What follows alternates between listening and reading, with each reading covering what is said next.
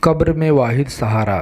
ایک شخص نے اپنے بیٹے سے وصیت کرتے ہوئے کہا، بیٹا میرے مرنے کے بعد میرے پیروں میں یہ پھٹے پرانے موزے پہنا دینا، میری خواہش ہے مجھے قبر میں اسی طرح اتارا جائے۔ باپ کا مرنا تھا کہ غسل و کفن کی تیاری ہونے لگی۔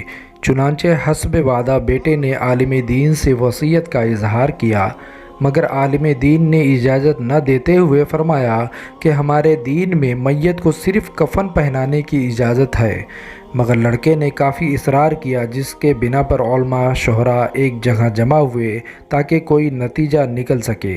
مگر ہونا کیا تھا، لفظی تکرار بڑھتی گئی۔